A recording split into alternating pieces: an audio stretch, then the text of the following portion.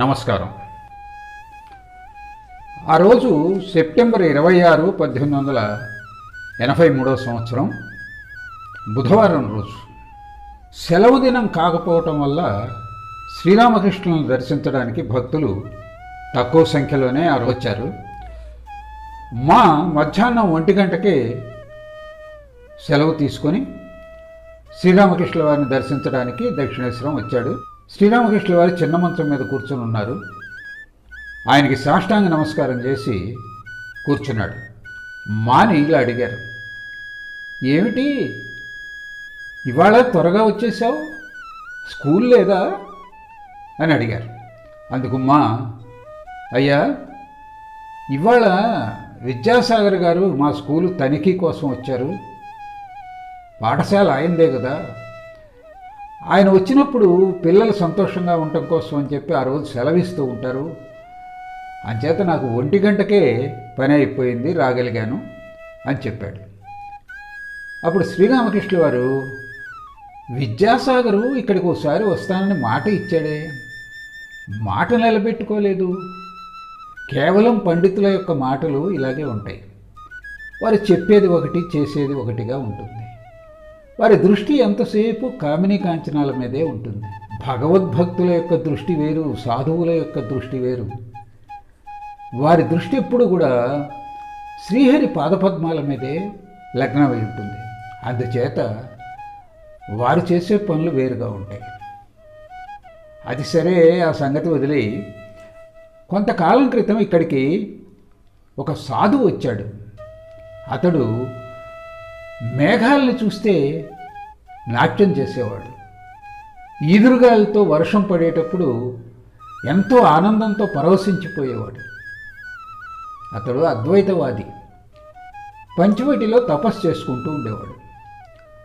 అతని సమీపానికి ఎవరన్నా వెళితే చాలా కోపం వచ్చేది అతనికి.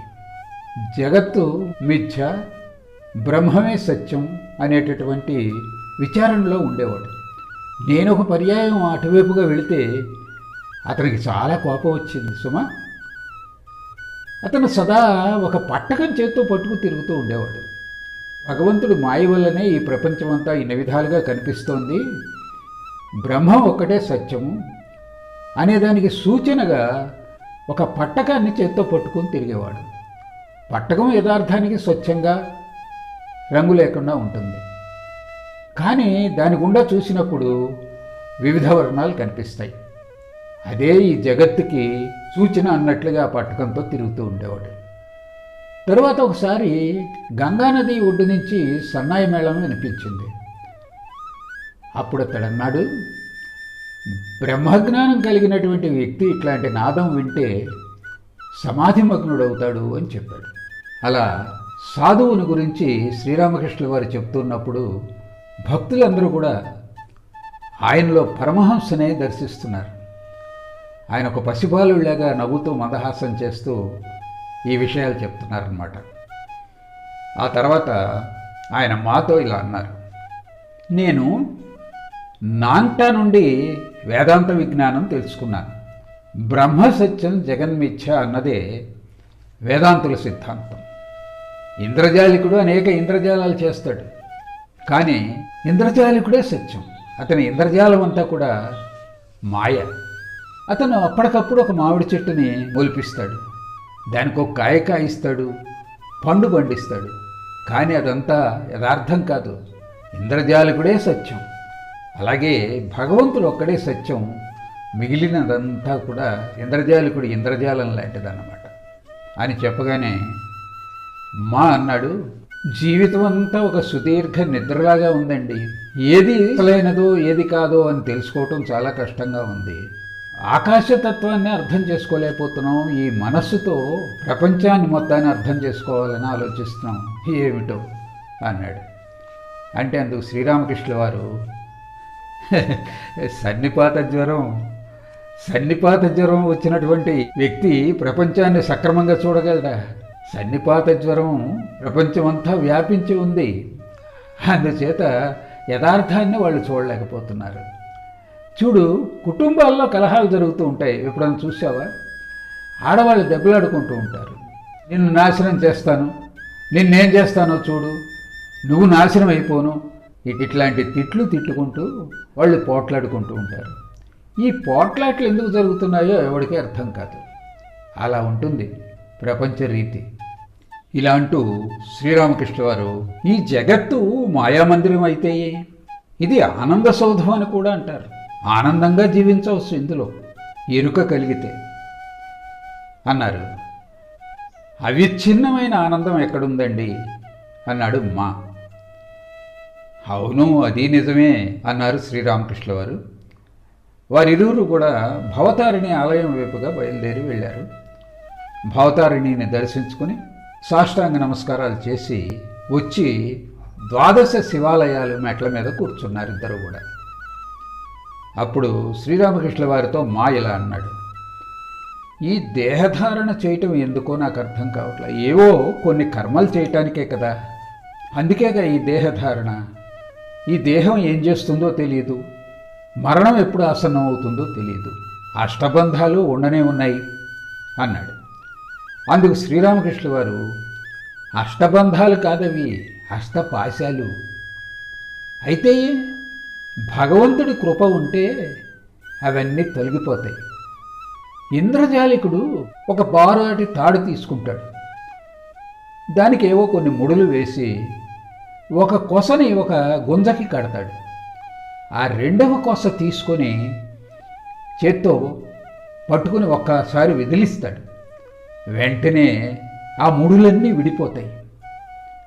అదే కొస మరో వ్యక్తి పట్టుకుని అలా చేస్తే తల్లకిందులుగా తపస్సు చేసిన ఆ ముడులు విడిపోవు. అది ఒక్క ఇంద్రజాలికుడికే సాధ్యం. అలాగే ఈ భవబంధాలనేటటువంటి ముడులు ఆ భగవంతుడనే ఇంద్రజాలికుడు ఆయన్ని నమ్ముకుంటే క్షణంలో విడిపోతాయి. గురువు కృప ఉంటే ఇట్లాంటి పాశాలన్నీ కూడా ఛేదింపబడతాయి అన్నారు శ్రీరామకృష్ణ. ఆయన మళ్ళీ మాతో, ఊరికే ఎక్కువగా విచారణ చేయవద్దు, ఆ సచ్చిదానంద పరబ్రహ్మం నుంచే ఈ ప్రపంచం అంతా ఉద్భవించిందని చెప్పి నాంట చెప్పగా విన్నాను. అందుకే నేను దేన్ని గురించి ఎక్కువగా బుర్రపాడు చేసుకుని విచారణ చెయ్యను. నాది ఎలాంటి తత్వమో తెలుసా? పిల్లి కోన లాంటి తత్వం. పిల్లి కోన ఏం చేస్తుంది? దానికి కష్టం వచ్చినప్పుడు మ్యావ్ మ్యావ్ అంటుంది. దానికి అంత మాత్రమే తెలుసు. తల్లి ఎక్కడున్నా సరే పరిగెత్తుకుని వచ్చి దాన్ని తీసుకువెళ్ళి ఎక్కడ ఉంచాలో అక్కడ ఉంచుతుంది. ఒక్కొక్కసారి ఆ కోనని చెత్త కుప్పలో పెడుతుంది, మరోసారి తన యజమాని పరుపు మీద పెడుతుంది.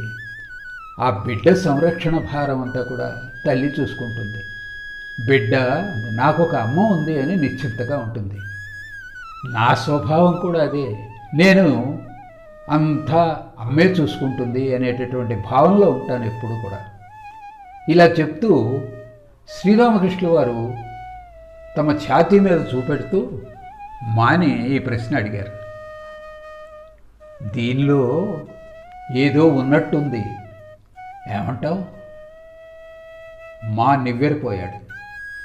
తనలో ఇలా ఆలోచిస్తున్నాడు, సాక్షాత్తు జగజ్జననియే శ్రీరామకృష్ణ వారిగా అవతారం దాల్చిందా? దీనజనుల్ని ఉద్ధరించడానికి కాళికామాతయే శ్రీరామకృష్ణులుగా అవతరించిందా అని చెప్పి తనలో తాను తలపోస్తున్నాడు. ఆలయంలో సాయంత్రపు హారతులు ముగిశాయి. ఆ తర్వాత రామకృష్ణ వారు మా గదిలోకి వచ్చారు. గదిలోకి వచ్చి రామకృష్ణ వారు మంచం మీద కూర్చున్నారు, మా కింద కూర్చున్నాడు. ఆయన మాతో ఇలా అంటున్నారు, నువ్వు ఒకదాన్ని విశ్వసిస్తున్నావు, అదే నిరాకారాన్ని విశ్వసిస్తున్నావు. అది మంచిదే, అలాగే ఉండు అన్నారు. అందుకు మా, నిరాకారమే కాదండి, మీరు చెప్తుంటే సాకారం కూడా యథార్థం అనేది కొంత బోధపడుతోంది నాకు అన్నాడు. అవసరమైనప్పుడు అంతా అమ్మే తెలియచేస్తుంది. ఎక్కువగా విచారణ చేయకు, భగవంతుడి మీద విశ్వాసం ఉంచుకుని ఉండు. అది సరే, ధన సంపాదన, కీర్తి ప్రతిష్టలు ఇట్లాంటి వాటి మీద నీకేమైనా వ్యామోహం ఉందా అని అడిగారు శ్రీరామకృష్ణులు. అందుకు మా లేదండి, అలాంటి వ్యామోహం ఏం లేదు. అయితే సాధారణమైన జీవనం జరగటానికి కొంత పైకం అవసరం కదా, దాన్ని సంపాదించటం ఆశ అవుతుందా అని ఆలోచిస్తున్నాను అన్నాడు. అంటే శ్రీరామకృష్ణుల వారు, ఆహా, అది ఎంతమాత్రం ఆశ కాదు. సాధారణ జీవనం సాగిపోవటానికి అవసరమైన మేరకు ధనం సంపాదించవచ్చు, అదేం తప్పు కాదు. లేకపోతే నువ్వు పూర్తిగా ఈ కర్తవ్య భావాన్ని వదిలేస్తే నీ భార్యా బిడ్డల్ని ఎవరు పోషిస్తారు? పొరుగింటి పుల్లయ్య పోషిస్తాడా? అందుచేత నీ కర్తవ్యం నువ్వు నెరవేరుస్తూ ఉండు అన్నారు.